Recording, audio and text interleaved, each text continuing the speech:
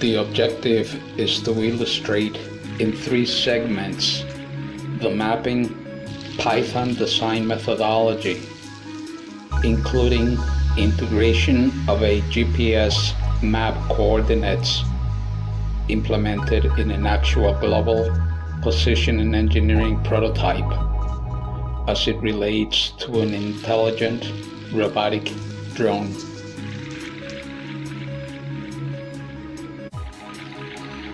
The GPS application requires a KML, which is a file format used to display geographic data in an Earth browser such as Google Earth. So KML uses a tag-based structure with nested elements and attributes, and is based on the XML standard. Therefore, all tags are case sensitive and must appear exactly as they are listed in the reference document. The reference indicates which tags are optional. Within a given element, tags must appear in the order shown in the reference.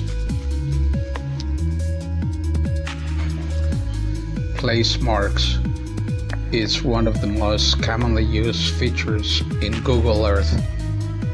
It marks a position on the Earth's surface using a yellow push as the icon. The simplest place mark includes point element, which specifies the location of the place mark. So you can specify a name and a custom icon for the place mark, and you can also add other geometry elements to it, as it is illustrated in this example of the code that I have presented in this video.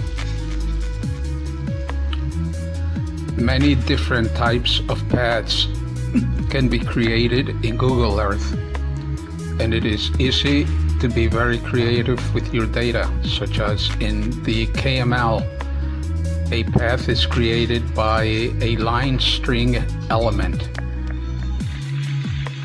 and also I have implemented this element in the Python software algorithm as illustrated in this presentation.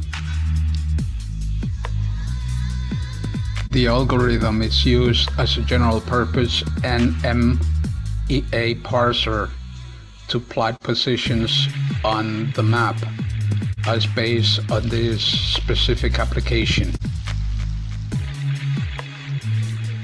Calculating GPS latitude, longitude from NMEA strings.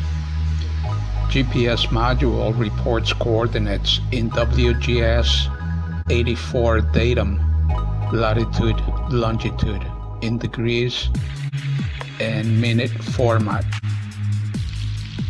There will be 2 types of coordinate systems: the decimal degrees and degrees, minutes, and seconds.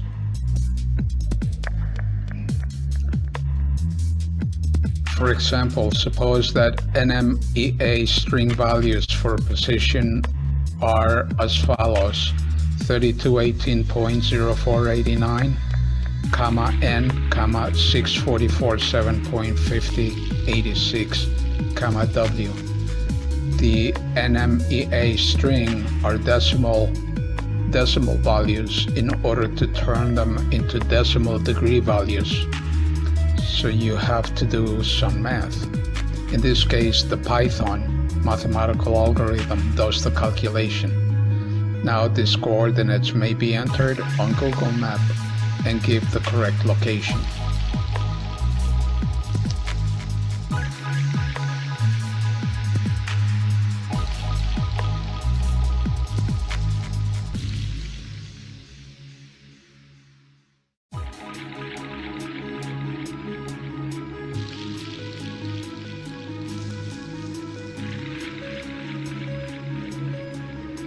Python data leaflet.js maps.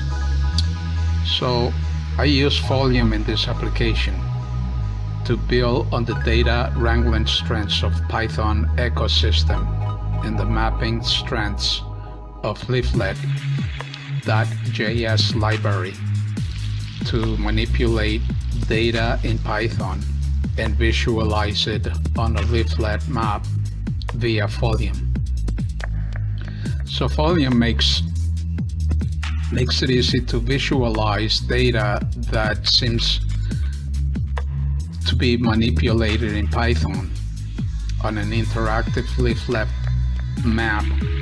It enables both binding of data to a map for choropleth visualizations, as well as passing vectors, rasters, HTML visualizations as markers to the map.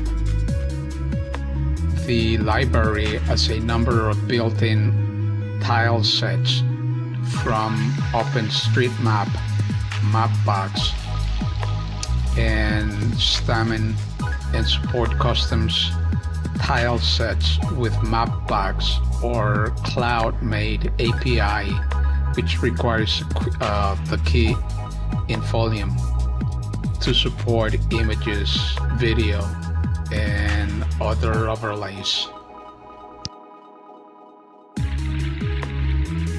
Choropleth maps are created by binding the data between Pandas data frame as a framework, series, and geo-type-JSON geometries. Color brewer sequential color schemes are built into the library and are passed to visualize different combinations.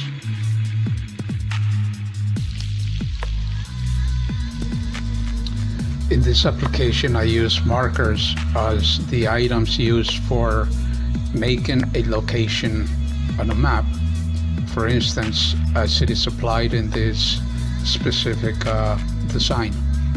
So when we use the Google map for navigation, the location is marked by a marker in the destination as marked by another marker. So markers are among the most important and helpful things in mapping. Folio gives a Folio.marker class for plotting markers on the map. Just past the latitude and longitude of the location. Mention the pop-up and toolkit as it is illustrated in this software algorithm, and tooltip and add it up to the map. So plotting markers is a two-step process. First, create the base map in your marker will be placed, and add your marker to it.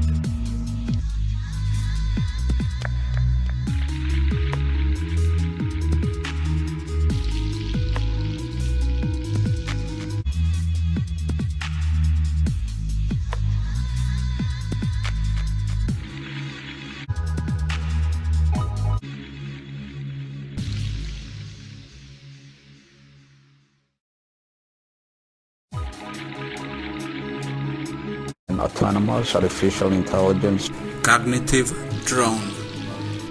These are the remarkable, impressive capabilities of the artificial intelligence drone.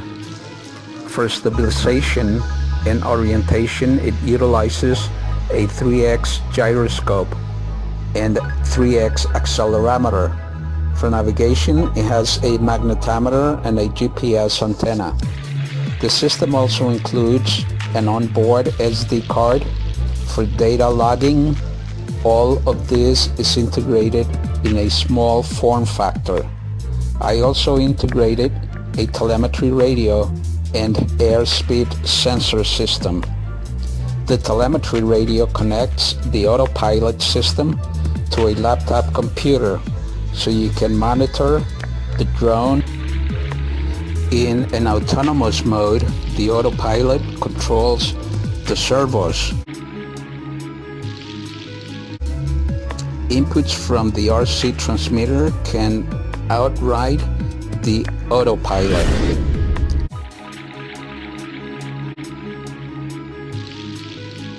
Now let's talk about the software interface. There are several software models used to program and to monitor the flight.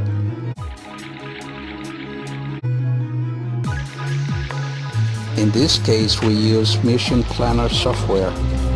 First, set the waypoints on the map. Waypoints include setting altitude, speed, and other actions. 2. Load the waypoint to your drone. And 3. Set the roll and pitch and yaw actions. 4. You can switch from manual to autonomous mode.